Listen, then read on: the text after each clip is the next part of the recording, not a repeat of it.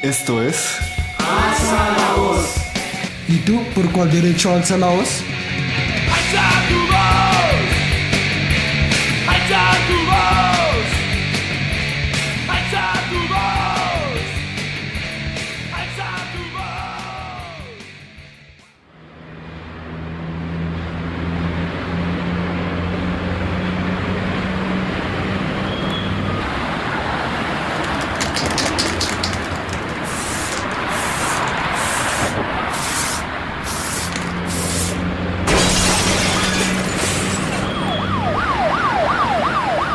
Los muros se deben seguir pintando, así Diego Felipe Becerra no esté.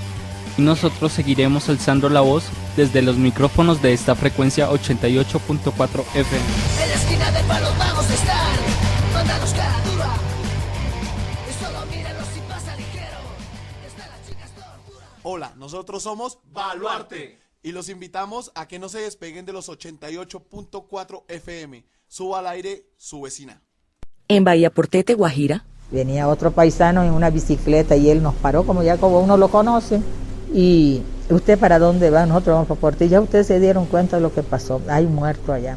Cada historia de la serie radial La Vida Cuenta es un testimonio que no solo construye memoria de la violencia de los últimos años en Colombia, sino que muestra formas de resistencia y dignidad. Escúchela por esta emisora. Producida por el Centro Nacional de Memoria Histórica. En Bojayá, Chocó. No tenía ni 15 minutos de haberme sentado, donde estalló la pipeta. Yo me quedé ahí con los ojos cerrados porque pensaba abrir los ojos. Yo dije, cuando despierte... Cada historia de la serie radial La Vida Cuenta es un testimonio que no solo construye memoria de la violencia de los últimos años en Colombia, sino que muestra formas de resistencia y dignidad. Escúchela por esta emisora. Producida por el Centro Nacional de Memoria Histórica. Muy buenas tardes a todos y a todas, mi nombre es Félix Armando Melo, miembro del colectivo Alza la Voz. Como siempre estamos aquí todos los sábados de 4 a 6 de la tarde emitiendo desde Suba al Aire en los 88.4 FM en la Casa de la Cultura acá en Suba. Les recuerdo, nuestro número telefónico es 685-3276, nos pueden encontrar por Facebook o por Twitter, Alza la Voz 884 FM. Algo que quieran comentarnos, ahí vamos a estar siempre atentos a responder. Hoy la invitación es a escuchar la segunda edición de La Vida Cuenta. Es el segundo programa que nosotros vamos a hacer. Es la serie radial basada en el informe Basta Ya, que produjo el Centro de Memoria Histórica. Hace un par de semanas nosotros hablamos sobre las tragedias, sobre las guerras y las dignidades de dos poblaciones, de Segovia y de Trujillo. Hoy vamos a hablar de Bahía Portete y de Bojayá. Invitados a todas y a todas a que nos escuchen. De nuevo la invitación en los 88.4 FM. Este programa lo vamos a pasar en unas horas por YouTube para que lo puedan escuchar a los que se han perdido algo de este desarrollo. Es como siempre, La Vida Cuenta, por dignidad, por el respeto a colombianos y colombianas. En memoria de ellos va este programa. Y más que eso, tengamos memoria. Ya regresamos para volver a alzar la voz. Tómate un respiro. En Bahía Portete, Guajira. Venía otro paisano en una bicicleta y él nos paró, como ya como uno lo conoce. Y ¿usted para dónde va? Nosotros vamos para Portilla. Ustedes se dieron cuenta de lo que pasó. Hay muerto allá. Cada historia de la serie radial La Vida Cuenta es un testimonio que no solo construye memoria de la violencia de los últimos años en Colombia, sino que muestra formas de resistencia y dignidad. Escúchela por esta emisora. Producida por el Centro Nacional de Memoria Histórica. Y volvemos por aquí. Lo anterior es la cuña radial de la crónica que voy a presentar ahorita más adelante sobre Bahía Portete. Lo relata una señora que se llama Carmen. Para esto hay que contextualizar un poco. La masacre de Bahía Portete está relatada en un documento del Centro de Memoria Histórica que fue publicado en el año 2010. La presentación se las voy a leer ahorita, pero antes hay que decir que estos libros del Centro de Memoria Histórica se pueden leer y se pueden descargar en www.centrodememoriahistórica.gov.co. Ahí se encuentran todos los relatos, todos los documentos para que nosotros leamos, hagamos memoria de lo que ha pasado en este país. El prólogo de este libro dice así: ante tanta amenaza en esta masacre, los espíritus de los difuntos no están en paz, y nosotros tampoco. Gonzalo Sánchez es el encargado de escribir este prólogo. Las imágenes más comunes asociadas a la implicación de las mujeres en la guerra son las de mujeres abusadas sexualmente o las de mujeres enroladas con los actores armados como combatientes. Una y otra, sin lugar a dudas, son ciertas. Sin embargo, este es solo un punto de partida para empezar a conocer y comprender las variadas formas de vinculación y afectación desde una perspectiva de género en el escenario del conflicto armado interno. Lo sucedido en Bahía Portete nos pone frente a múltiples tipos de relación entre mujeres y guerra, el de las mujeres amenazadas y perseguidas por sus roles de liderazgo en sus comunidades, el de las mujeres como víctimas que lloran y sufren y que ven algunas con resignación y otras desafiantes cómo se trastocan sus vidas, las mujeres que resisten, protestan y se organizan contra la guerra, así como las mujeres enroladas de manera directa o indirecta en las filas paramilitares. Esto es demasiado importante.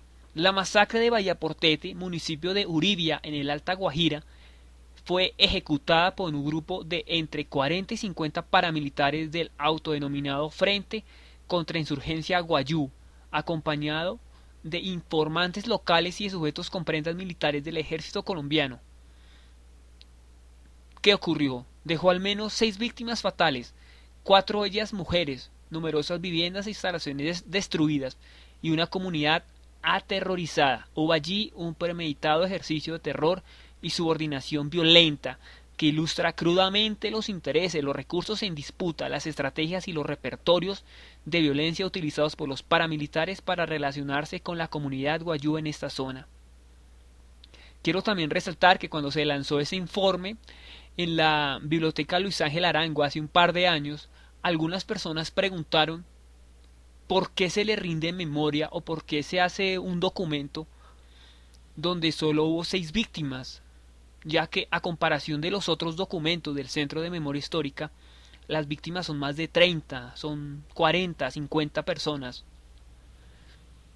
Esos argumentos son un poco tristes para este país, porque así sea una sola persona merece respeto. Aquí fueron 6 víctimas fatales, y fue comunidad guayú, fueron mujeres, fue feminicidio, fue una violación horrible a los derechos humanos.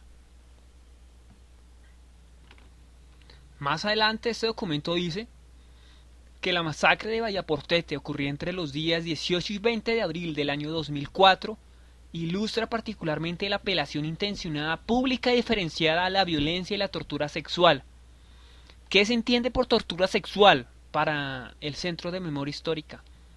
Eso se entiende como todo ataque a los órganos asociados a la identidad sexual de las personas que violan la intimidad de las víctimas y su configuración biológica y sexual cualquiera que sea su sexo. Al atacarlos, los victimarios pretenden deshacer la identidad de sus víctimas. Puesto esto en escena por los paramilitares contra las mujeres guayú, tanto por su condición de género como por su carácter de voceras comunitarias.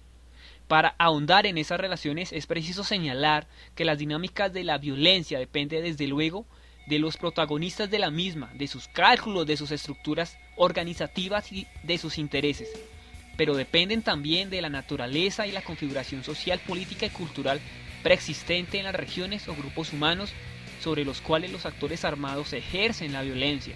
Los agresores focalizan sus acciones sobre las mujeres de Bahía Portete, precisamente porque ellas cumplen en la estructura comunitaria de los guayú un papel determinante en los planos cultural, económico y político. Para finalizar este prólogo, quisiera también detenerme en una parte donde se ahonda mucho más en cuanto al tema de la violación a los derechos humanos, especialmente en el género, especialmente en la mujer, el feminicidio. En la masacre de Bahía Portete se revelan elementos de los que Elizabeth Good denomina la violencia sexual como instrumento grupal, la cual opera cuando los grupos armados promueven la violencia sexual como un medio efectivo hacia grupos objetivos. que pueden manifestarse a través de la tortura y o humillación sexual de personas o como una forma de terror o castigo dirigido a un grupo particular.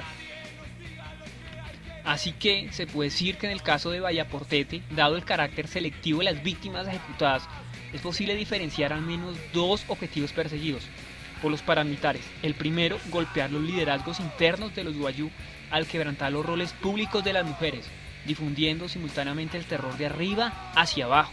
El segundo, convertir a las mujeres a través de los repertorios de violencia, en particular de la violencia sexual, en un medio para herir el honor de los hombres guayú, ya sea en su masculinidad como en su rol social de guerreros. En esta clave de lectura, la masacre expresa el proyecto desplegado por los paramilitares en otras zonas del país, respecto a la instalación de un modelo cultural de orden patriarcal y autoritario. Este modelo se pone en marcha a través de la imposición de unos determinados códigos de conducta y de moralidad, de control de las relaciones entre hombres y mujeres, no solo en el ámbito público, sino en el privado, con una regulación despótica de la sexualidad y en general con una vigilancia opresiva del comportamiento cotidiano. Se trata de un modelo cargado de prejuicios y valores machistas que desencadenan específicos repertorios de violencia por parte de los paramilitares contra el pueblo guayú, cuya cultura ancestral le confiere una excepcional centralidad al papel de las mujeres en el orden comunitario, ya que estas son intermediarias con el mundo exterior y encargadas de acompañar el tránsito luego de esta vida. Como se pueden dar cuenta, este es un caso emblemático, como se llama en ciencias políticas, ya que no solo se atacó una comunidad indígena, se atacó también a la mujer. El control fue atacar una cultura,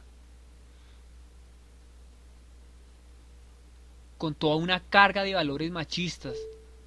Así que aquí los dejo con la crónica radial que la relata una mujer que se llama Carmen. Ahí los dejo.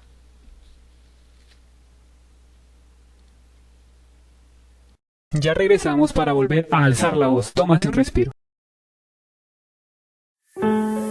El Centro Nacional de Memoria Histórica y Señal Memoria, con el apoyo de USAID y la OIM, presentan La Vida Cuenta. ¿Qué pasa con nuestra memoria? Mi nombre es Carmen Cuadrado Fince, del clan Uriana. Yo nací en Portete, crecí ahí. Carmen se refiere al clan Uriana de la etnia indígena Wayuu, y Portete hace parte de Bahía Portete en la Alta Guajira. Entre el 18 y el 20 de abril del 2004, más de 40 paramilitares del Bloque Norte de las Autodefensas Unidas de Colombia llegaron con lista en mano a este territorio. Con la ayuda de miembros del ejército e informantes Wayuu, recorrieron la zona. Incendiaron casas, torturaron gente y asesinaron brutalmente al menos a 6 personas. 4 de ellas eran mujeres. 2 permanecen desaparecidas. Más de 600 personas aterrorizadas tuvieron que huir. Primero se escondieron entre los manglares y cardones del desierto. Luego tuvieron que recorrer un largo camino hasta llegar a Maracaibo, en Venezuela. Pero esto fue cuando Carmen tenía 51 años. Antes, cuando era niña, Carmen nos describe a Bahía Portete como un lugar que era quieto, tranquilo, todo el mundo vivía en paz, nosotros con nuestros vecinos. Muy rara vez pasaba un carro porque ese es un desierto, ahí no llegaba arijuna ni nada. Arijunas es la palabra que usan los Wayuu para la gente que no es indígena. Durante siglos Bahía Portete había sido un lugar de entrada y de salida de contrabando, pero no había afectado mucho la vida cotidiana de las comunidades Wayuu. Carmen se acuerda que en el 71 o 72 algo cambió. Llega otra familia, un señor que se llamaba Rey Iguarán, él murió. Llegó con un señor que se llama Máximo Iguarán. Ellos también eran Wayuu, pero de otro clan que venía del lado del municipio de Nazaret. Los Iguarán estuvieron un tiempo en Portete sin problemas, pero llegó el día en que ellos también quisieron irse. Dejaron el negocio del puerto a Simón Barros Sepieyú, otro Wayuu de una comunidad y un clan distintos. Simón aceptó el trabajo, y según Carmen con los años... Ya Simón cambió, decía, no, este es mío por ti, yo soy el dueño de Portete. Ya venían las amenazas a partir de esos momentos, pero nadie paraba bola a eso. Cuando Simón Barros muere en un accidente en el 84, su hijo, al que le decían Chema Bala, asume el manejo del puerto. Ya Chema Bala decía, igualito lo que decía el papá, no, yo soy el dueño, yo soy el que mando aquí.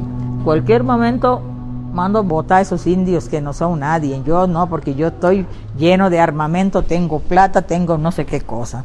Ya escuchábamos las amenazas y ya pasaba el tiempo, hasta el día que los guayú con que trabajaban con él dijo, no, Chema se fue, porque hay una organización de un señor que se llama Jorge 40. Él se fue para allá a pedir unos paracos, no sé qué será eso, dijeron los guayú, unos paracos que los va a traer, porque ese señor va a mandar revisar, que va a mandar quitar los dedos a las personas, porque él es el que manda aquí, que él es el dueño. Chema volvió primero con 5 arijunas, u hombres blancos. Después vinieron más, 15, 20, empezaron a patrullar la zona. Iba creciendo las arijunas, había carros por todos los lados ahora, gente armada dentro del territorio de nosotros. Hasta el día que dijeron, no, que el domingo se va a entrar los paracos. Ya la gente comentaba, no, que va a entrar, van a matar, tienen una lista, Chema, de las personas que van a morir. Los otros guayú avisaban, sí. Pero más nosotros todavía nada, no creíamos que eso iba a pasar. Carmen se fue el viernes para Riohacha y pensaba volver el domingo a Bahía Portete. Ese domingo era el 18 de abril del 2004. Cuando llegó a Puerto Nuevo, cerca de Portete, venía otro paisano en una bicicleta y él nos paró, como uno lo conoce, y ¿usted para dónde va? Nosotros vamos para Portete. Ya ustedes se dieron cuenta de lo que pasó. Hay muertos allá, ahí los paracos, los echó Chema Bala. Yo, hay muertos, no se sabe quiénes son los muertos. Yo me escapé porque yo cogí por otro lado. Yo le ruego que no se vaya, que a ustedes lo van a matar, toditos ustedes lo van a matar. Regrésese, a mi caso, me dijo. Pero en ese momento era imposible averiguar bien qué había pasado. Carmen decidió irse para Riohacha a ver qué podía hacer. Nada, todo fue imposible y nosotros dando vuelta ahí ya llevábamos 24 horas sin poder ir a Portete, porque imagínense si el ejército que estaba metido participaron ahí. Casi al tercer día Carmen se fue a donde unas primas. Les pidió que fueran ellas a Portete a averiguar qué había pasado. Lo primero que encuentran es la prima mía estaba en su casa. Toda, mejor dicho, bueno, sí. La encontraron muerta tirada ahí debajo de su enramada y entonces donde decían que donde estaba mi hermana, eso fue lejos de Portete. Fueron esta gente, se metieron las primas mías allá y encontraron a mi hermana encima de una loma muerta. Sí. Carmen se enteraría de que su hermana Rosa Fince, líder social de 46 años, había sido brutalmente asesinada y su sobrina Reina, de 13 años, desaparecida. También mataron a su tía de 70 años y a Rubén Epinayú, de 17 años. Hubo otra persona asesinada, pero de esta solo encontraron un brazo calcinado. Diana Fince Uriana, su otra hermana, de 40 años, también está desaparecida. De las 6 personas asesinadas, al menos 4 eran mujeres. Y es que aquí hay que explicar algo. En la ley de los guayú, las mujeres no se tocan, no van a la guerra, no se violan ni se les expulsa de la tierra. Las mujeres son las que sostienen la cultura. Pero además, en la cultura guayú, solo las mujeres pueden tocar a los muertos, así que algunas fueron a Portete a recogerlos. Días después, pudieron sepultar a varios en un cementerio ajeno al de ellos, lo cual ya era terrible, porque los muertos así nunca estarían en paz. Y mientras tanto, los vivos tenían que decidir para dónde coger. Le dijimos que se fueran para Maracaibo, porque si está el ejército ahí, si el mismo gobierno es el que nos está matando a nosotros. Cada quien fue a salvarse su vida, cada quien. Y así empezó un éxodo masivo hacia Maracaibo, en Venezuela. Había 300 y pico cabezas de familia cuando eso. Todo el mundo se fue a pie. Todo lo que teníamos y eso, todo se quedó ahí. El recorrido de los casi 600 guayú desplazados duró como 20 días, caminando por el desierto. Al fin llegaron a Maracaibo. Ahí nos auxiliaron, nos regalaron ropa. Ya a partir de eso, gente, ya era el mes de mayo cuando nosotros llegamos a mover a todo. Tuvimos una ayuda del gobierno por 6 meses en Venezuela. Carmen y su hija decidieron viajar a Bogotá a denunciar la masacre, pero encontraron muy poco apoyo. Y es que además empezó a darse cuenta que se estaba negando que hubiera habido masacre. La Secretaría de Asuntos Indígenas, por ejemplo, dijo que los guayú asesinados habían muerto de hambre, que allá no había paramilitares. Carmen buscó abogado, empezó a denunciar y claro, La amenaza estaba en su apogeo porque Chema Bala estaba suelto. A Chema Bala lo capturaron en octubre de 2004, en la frontera con Venezuela. En mayo de 2008 fue extraditado y en el 2009 fue condenado por una corte federal de Estados Unidos a 20 años de prisión.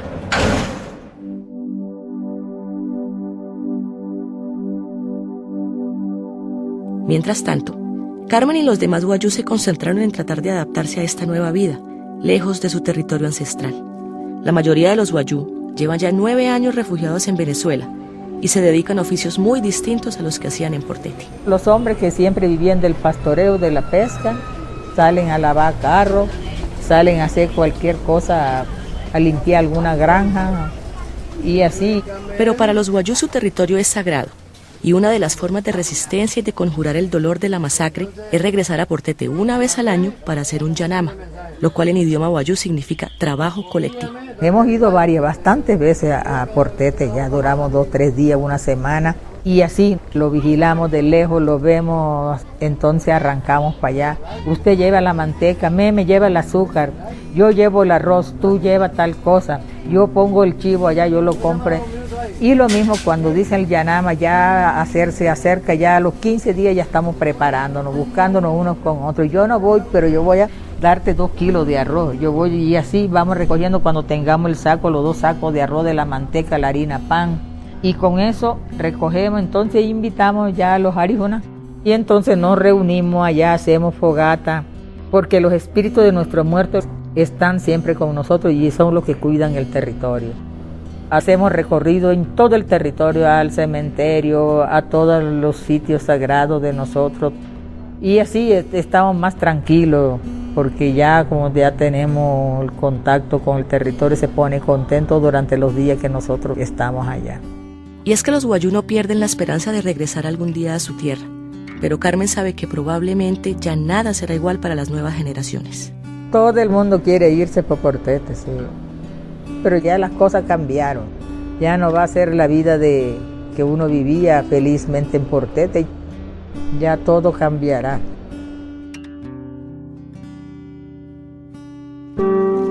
La Vida Cuenta es una producción del Centro Nacional de Memoria Histórica y Señal Memoria, con el apoyo de USAID y la OIM.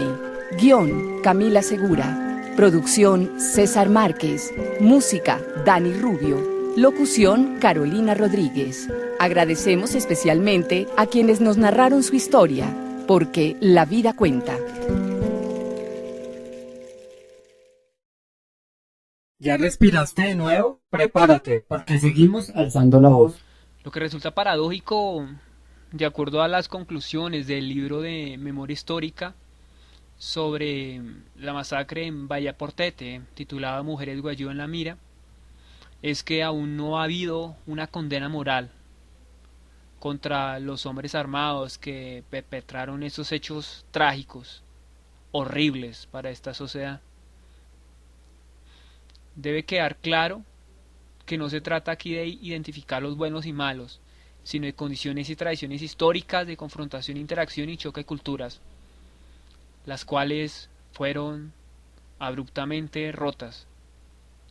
Los daños son diversos, los daños son morales, son materiales, son culturales. Es un daño total al proyecto de vida. Se convirtió todo esto en un escenario de terror, por lo que la población wayú tuvo que salir de su territorio, fue desplazada. Algunos viven actualmente en Venezuela, otros han vuelto a su territorio. La población wayú, por su condición étnica, se debe resaltar que desde el Estado es obligación para que ésta sea garante de estabilizar y de proteger sus derechos. Bueno, y finalmente decir que ese desplazamiento que se presentó después de esa tragedia, la cual hizo que este territorio quedara deshabitado, actualmente algunas formas organizativas, iniciativas sociales también y comunitarias han vuelto. Los sobrevivientes quieren volver a la tierra. Ha sido muy difícil establecer otra vez esos lazos de armonía que han existido desde siempre, esa vida cotidiana. Pero ese es uno de los llamados, de las resistencias que hacen nuestras comunidades, buscando a través de la verdad, de la justicia, que estos escenarios que anteriormente se convirtieron en escenarios de dolor, adquieran esta propiedad de ser tan importantes de nuevo para el restablecimiento de sus derechos, para el restablecimiento de lo que ellos algún día tejieron. Esos territorios ancestrales requieren que nosotros los colombianos nos acercamos y los consideremos como parte nuestra, honremos a nuestros muertos, para que habiten en paz, como lo dice el informe del Centro de Memoria Histórica, en paz el Gépira, así como propiciar acciones para que jamás se vuelva a repetir esos hechos. Ya regresamos para volver a alzar la voz. Tómate un respiro. Bueno, antes de seguir con nuestra segunda crónica radial en este programa, la crónica de Bojayá, es importante resaltar la cultura de la comunidad de La Guajira, la comunidad guayú. Una de esas importantísimas para este país está la Yona, es una danza ancestral indígena, la cual es fuente y riqueza cultural. Aquí los dejo con algo de la Yona colombiana.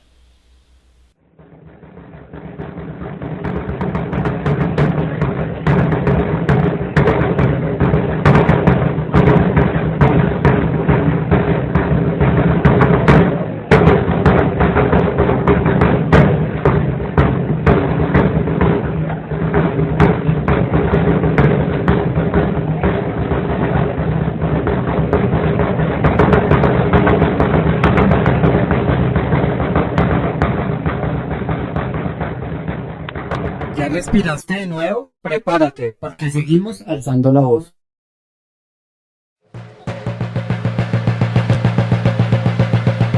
Bueno, la danza, como yo le había dicho, esa es nuestra danza, sí, nació junto con nosotros, pero no sabemos hacer si este es un momento otro, tiene que haber un motivo muy importante como el sueño, como la curación, cuando curan una persona grave, canta la piache, que es la utsu, o también le hacen una carrera de caballo, y también hacen yona para protección, para asegurar una persona contra el enemigo, también se hace la yona, tocan el tambor y todo eso, porque la yona es muy sagrada para nosotros, porque yona viene muy de atrás, nació junto con nosotros, que Dios lo puso, cada quien tiene su cultura y todo.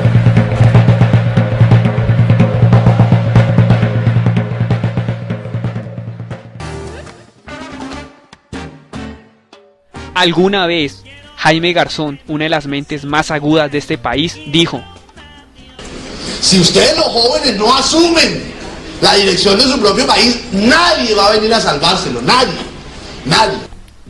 Jaime se atrevió a alzar la voz, pero su voz fue callada. Te reto a ti, sí a ti, a seguir alzando la voz con nosotros en los 88.4 FM. ¿Ya respiraste de nuevo? Prepárate, porque seguimos alzando la voz. En Bojayá, Chocó. No tenía ni 15 minutos de haberme sentado, donde estalló la pipeta. Yo me quedé ahí con los ojos cerrados porque pensaba abrir los ojos. Yo dije, cuando despierte... Cada historia de la serie radial La Vida Cuenta es un testimonio que no solo construye memoria de la violencia de los últimos años en Colombia, sino que muestra formas de resistencia y dignidad. Escúchela por esta emisora. Producida por el Centro Nacional de Memoria Histórica. La segunda crónica en este programa es sobre Bojayá. Bojayá representa un hito y un punto culme en la degradación del conflicto armado que aún padece las comunidades negras, comunidades indígenas, que aún padece Colombia. Los hechos aterradores que a continuación serán narrados por uno de sus sobrevivientes fue en el año 2002, el 2 de mayo. Cuenta los relatos y cuenta las investigaciones que hubo 79 personas muertas. Otros escritos nombra que hubo 119 personas, entre ellos hay 48 menores, 48 niños. El fotógrafo y periodista independiente que trabaja en el Centro de Memoria Histórica, Jesús Abad Colorado, es uno de los colombianos que más ha fotografiado este dolor. Ha mostrado que la vida debe ser reivindicada a través de esos simples hechos, de esos sencillos hechos, cuando nosotros nos atrevemos a nombrar lo que parece innombrable. ¿Qué ocurrió? Bueno, cuenta la literatura que el grupo paramilitar, el bloque Elmer Cárdenas y un grupo guerrillero de las FARC estaban sosteniendo enfrentamientos. El grupo guerrillero se esconde en los alrededores de una iglesia. Por parte de la guerrilla se lanza un cilindro bomba. Ese cae en el altar del templo. El resultado fue el dolor, fue una cantidad de muertos y heridos y el desplazamiento de esta y otras comunidades afrodescendientes que completan 12 años de bloqueos alimentarios, completan 12 años de dignidad, completan 12 años en que a través de la desolación del Estado, en que a través donde un Estado responde pero no los escucha, ya que hubo una reconstrucción, la reconstrucción del pueblo, la misma población no entiende el porqué, pero pues a pesar de eso se sigue protegiendo el territorio son ellos, son los lazos que ellos han tejido a través de varios años en defensa de su derecho a habitarlo con autonomía, y se exige más que todo conciencia histórica y una identidad étnica, porque como sabemos aquí en Colombia tenemos un gran repertorio cultural, espiritual y por supuesto organizativo que ha hecho frente a la guerra y ha existido en medio de la adversidad. Aquí los dejo con el segundo relato en este programa sobre Bojayá. Lo realiza Rosa de las Nieves. Ya volvemos. Ya regresamos para volver a alzar la voz. Tómate un respiro.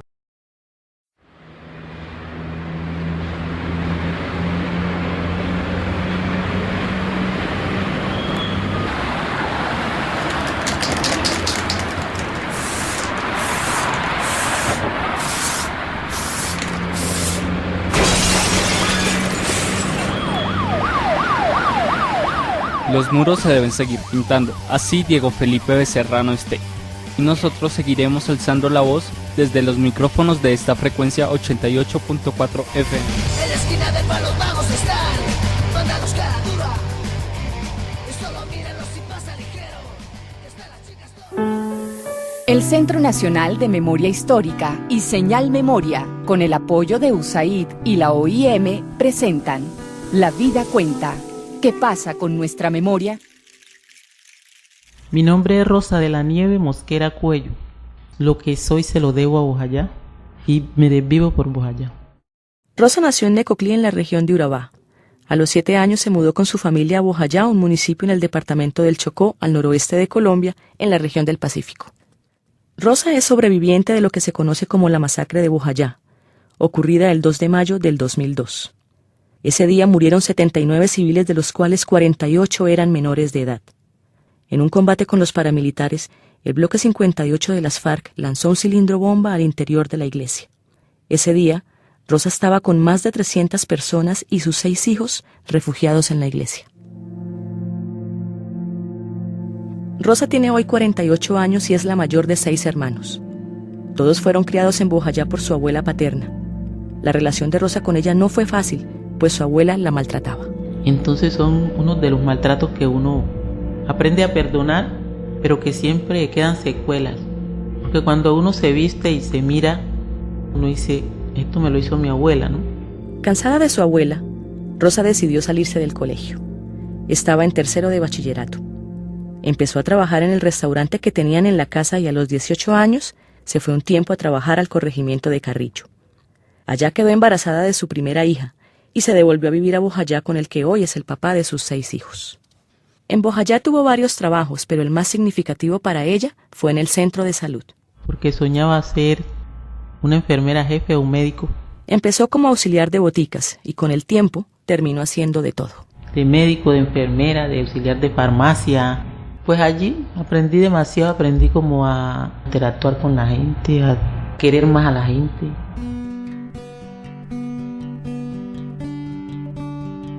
La región de Bojayá, por estar cerca de los mares y de la carretera panamericana, es un corredor estratégico para la guerrilla, los paramilitares y el narcotráfico.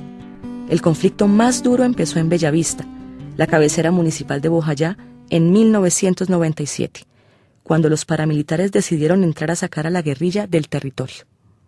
Desde el 97 los paramilitares dominaron la zona, hasta que en marzo del 2000, 300 guerrilleros de las FARC se tomaron a Vigía del Fuerte, un municipio vecino a Bojayá.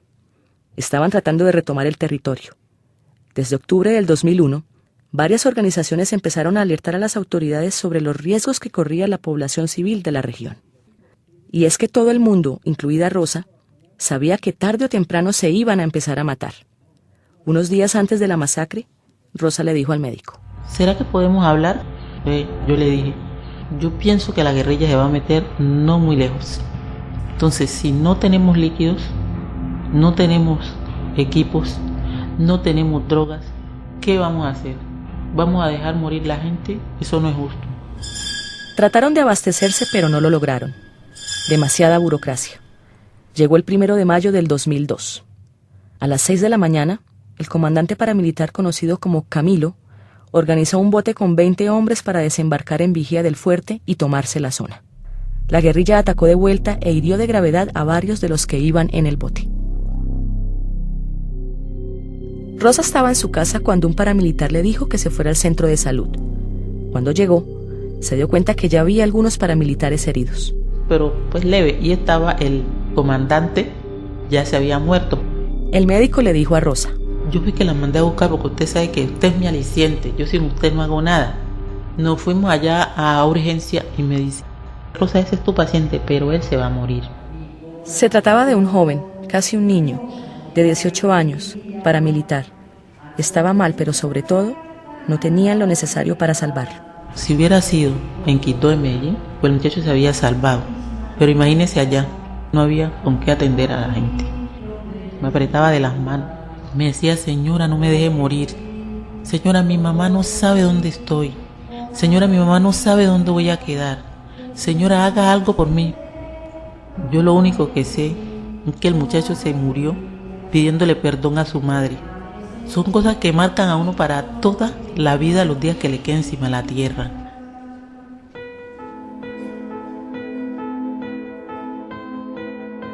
A raíz de esto, Rosa dejó de pensar en convertirse en enfermera jefe.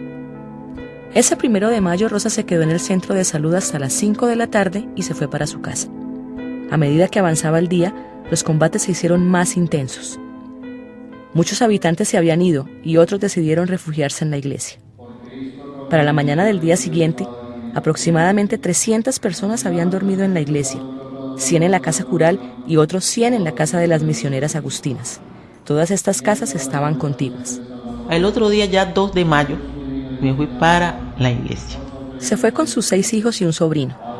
Su esposo quedó de llegar a la iglesia más tarde. No tenía ni 15 minutos de haberme sentado cuando estalló la pipeta. Yo me quedé ahí con los ojos cerrados porque pensaba abrir los ojos. Yo dije, cuando despierte, no se sabe cuál de mis hijos haga falta, porque por lo menos si estoy herida, estoy viva porque estoy sintiendo y estoy pensando. Pero mis hijos, yo escuchaba pues como llorando, con esa angustia, escuchaba pues mucho llanto, muchas cosas. Cuando abrí los ojos y veía a mis hijos que chorreaban sangre por la cabeza, yo veía que chorreaba sangre por un pie, pero yo decía, igual si quedo manca no es cosa pues del otro mundo. Y cogí la que más sangre estaba botando porque se me había privado, botaba espuma por el lado que se privó. Entonces la cogí, le entregué los 2 más pequeños a una señora y me pasé a la casa cural, al resto de la casa cural que había quedado, que ya no había quedado nada. Llegó a la casa cural, le dio a su hija un poco de aguasal y trató de curarle lo mejor que pudo la herida. Decidió irse con sus 6 hijos a buscar a su esposo cerca de su casa. Apenas llegó en el bote, lo vio desde el río. Y me gritaba pues, como con esa fuerza, ¿de dónde? Aquí están, le dije, yo hay unos heridos, pero aquí está. Cuando ya entró la chamba hasta allá, nos bajamos, me dice la niña, la que está más herida, me dice que mami, yo me voy a morir. Yo le dije, mija, tenga fe en Dios, porque la aguasaleja que yo le di le va a dar fuerza, le dije. Rosa le inyectó un desinflamante a su hija. Se mejoró un poco. Ya reunidos muchos vecinos con el padre Antún Ramos, empezaron a pensar qué hacer. No, busquen, dijo el padre Antún, busquen cobijas, busquen lo que sea blanco, así sean calzones, pero vamos. Se montaron en varios botes. Algunos movían las prendas blancas para que no les fueran a disparar, y otros, a falta de remos, usaban las manos para llegar a la orilla de vigía del fuerte. Entre los días 2 y 3 de mayo, aproximadamente 1000 habitantes de Bellavista se refugiaron en vigía del fuerte. Los enfrentamientos se prolongaron hasta el 6 de mayo en la mañana, cuando la fuerza pública finalmente llegó. El hecho de que las FARC fueran uno de los principales responsables de la masacre desencadenó acciones de la justicia orientadas a castigar a la guerrilla, pero para los demás responsables, especialmente para los paramilitares y miembros de la fuerza pública, la justicia aún no ha llegado. Muchos paramilitares, además, declararon que el padre Antún fue el que encerró a la gente en la iglesia, pero Rosa quiere aclarar que eso es falso. Él no los obligó que se metieran. En caso de cualquier cosa, allí está la iglesia. ¿Por qué? Porque la iglesia es la casa de Dios, y si no hay respeto con ella, entonces ¿con qué puede haber respeto? No que él obligó a la gente a meterse allá. Y lo otro es que allá dentro en la iglesia habían paramilitares. En ningún momento en la iglesia de Bellavista, ni el 1 ni el 2 de mayo, hubo paramilitares. Entonces que para resarcir los daños, la gente tiene que decir la verdad, tanto uno como el otro. Con el pasar de los años, algunos sobrevivientes han muerto a causa de las esquirlas que les quedaron en el cuerpo, y otros han muerto de cáncer debido a la contaminación que dejó la explosión del cilindro. Rosa iba mucho donde las monjas y se unió a una comunidad de mujeres que se apoyaban mutuamente. Y había una que se llama Aurea, y ella me decía, tranquila Rosita, llora, que tú sabes que mi hombro es tu pañuelo. Y verdad, yo le contaba pues tantas cosas, salía de ahí como fortalecida con tantas cosas, consejos que ella me daba. Después de la masacre del 2 de mayo, las monjas la invitaron a estudiar teología en una universidad que iban a abrir. Rosa, decepcionada de la enfermería, decidió aceptar. Después del 2 de mayo que yo vi tanto destrozo, tanta sangre, tanta cosa, pues nunca he querido ser más que los demás. Le doy gracias a Dios por eso. Pero de ese día para acá yo aprendí que yo nací para servir y voy a servir hasta que me muera. Servir y hacer las cosas bien, eso me hace sentir feliz. La Vida Cuenta es una producción del Centro Nacional de Memoria Histórica y Señal Memoria, con el apoyo de USAID y la OIM. Guión, Camila Segura. Producción, César Márquez. Música, Dani Rubio. Locución, Carolina Rodríguez. Agradecemos especialmente a quienes nos narraron su historia, porque la vida cuenta.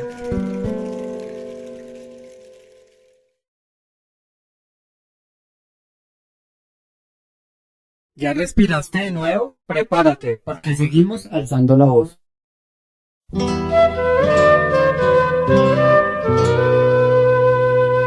Dijo Oscar Wilde. Mientras la guerra sea considerada como una cosa mala, ejercerá su fascinación. El silencio de Montevideo. Cuando se la considere como algo vulgar, dejará de ser popular. Muchos han alzado la voz y lo silenciaron. Muchos la seguimos alzando. ¿Y tú? ¿Te atreves a alzar la voz? Alza la voz por Suba al Aire en los 88.4 FM. En medio de los relatos de Ojayá, en la entrada principal de la iglesia de Bellavista, la iglesia reconstruida, existe una placa que dice: cuando viajamos por nuestro río, cuando caminamos por nuestro pueblo, cuando nos congregamos en este templo y recordamos el 2 de mayo de 2002, entonamos en canto de esperanza para que esos hechos no se repitan y podamos danzar con la alegría de vivir en un mundo sin violencia, en memoria de nuestros hermanos martirizados en este templo por un país que es prohibido olvidar.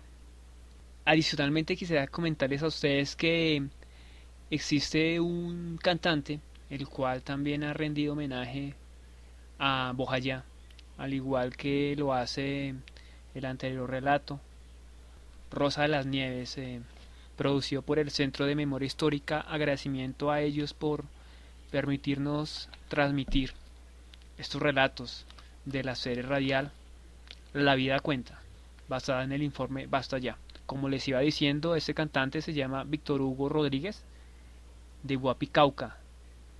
Él canta en homenaje a todas las personas silenciadas, muertas y masacradas en Bojayá. Artista del Pacífico colombiano, ahí va. Ya regresamos para volver a alzar la voz. Tómate un respiro.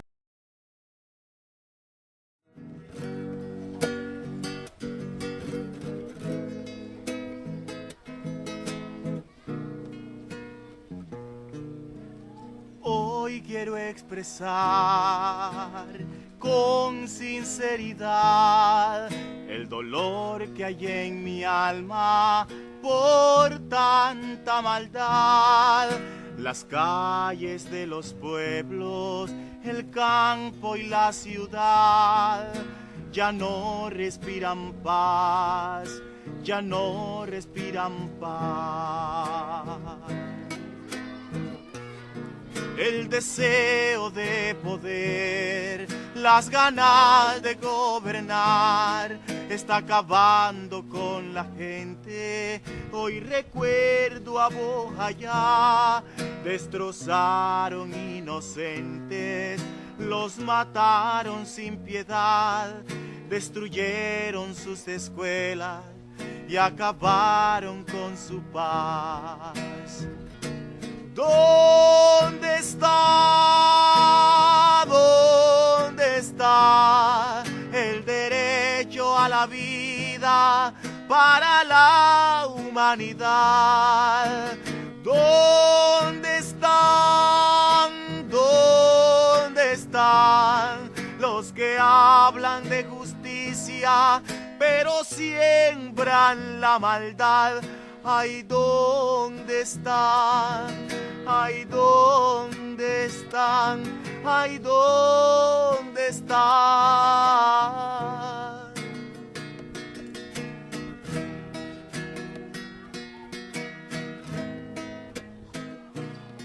En el mundo se ha perdido toda sensibilidad.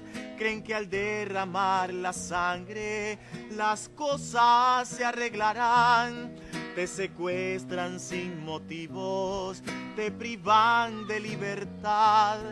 Yo pregunto a este ritmo, ¿dónde vamos a llegar? El deseo de poder, las ganas de gobernar, está acabando con la gente.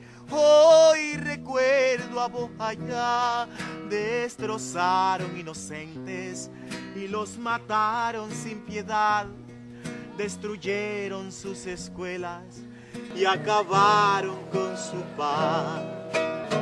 ¿Dónde está? ¿Dónde está el derecho a la vida para la humanidad? ¿Dónde están? ¿Dónde están los que hablan de justicia pero siembran la maldad? Ay, ¿dónde están? Ay, ¿dónde están? ¿Ya respiraste de nuevo? Prepárate, porque seguimos alzando la voz. Bueno, como siempre pasa en los programas de Alza la Voz, se nos acabó el programa.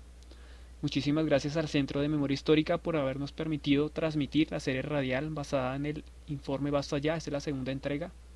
Y recordarles que el Centro de Memoria Histórica.gov.co, el sitio web, se encuentra también el informe de Bojayá, La Guerra Sin Límites, lo titula. Y hay algo finalmente para resaltar que quisiera compartirles. es una de las conclusiones de este informe, que dice así, y con esto finalizamos el programa. De este recorrido por las iniciativas organizativas puede concluirse que si bien la incursión de actores armados en la región y la degradación de la confrontación interrumpieron procesos organizativos, los sobrevivientes han construido coaliciones y redes de apoyo que le dan alguna sostenibilidad a sus proyectos originales y que las organizaciones regionales han logrado establecer puentes con las organizaciones de víctimas, retomando la promesa de defender el territorio. Los esfuerzos actuales se orientan a la puesta en marcha de los planes de vida y proyectos que integran las lógicas tradicionales sobre el bienestar en correspondencia con la autonomía. En este sentido, esas expresiones organizativas son ejemplos de resistencia de la región de Bojayá, en los cuales la identidad étnica y territorial y los derechos fundamentales que la Constitución le reconoce son los principios que informan su acción. El Centro de Memoria Histórica lanzó ese informe el 24 de septiembre del año 2010 en el marco de la tercera semana por la memoria, que se hizo el 18 y el 19 de noviembre del año 2010. Especialmente ese informe se lanzó en Bellavista, en el Chocó, lugar de esos hechos trágicos, lugar de memoria y lugar de respeto. Mi nombre es Félix Armando Melo, los dejo con algo de la cultura del atrato. En Chocó seguimos alzando la voz. Muchísimas gracias al Centro de Memoria Histórica y especialmente muchísimas gracias a las personas que nos contaron esos relatos, que le cuentan esos relatos al país.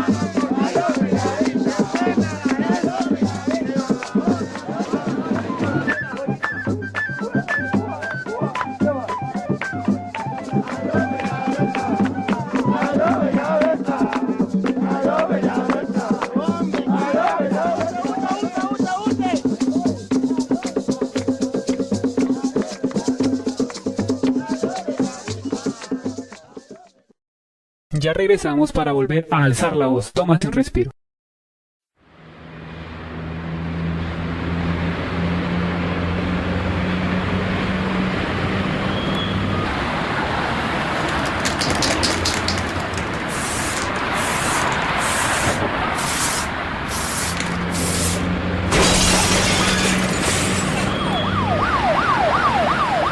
Los muros se deben seguir pintando, así Diego Felipe Becerrano esté. Y nosotros seguiremos alzando la voz desde los micrófonos de esta frecuencia 88.4 FM. En la esquina de palos vamos a estar, mandados cara dura. Y solo mírenlo si pasa ligero. Están las chicas tortura. Alguna vez, Jaime Garzón, una de las mentes más agudas de este país, dijo: si ustedes los jóvenes no asumen la dirección de su propio país, nadie va a venir a salvárselo, nadie. Jaime se atrevió a alzar la voz, pero su voz fue callada. Te reto a ti, sí a ti, a seguir alzando la voz con nosotros en los 88.4 FM.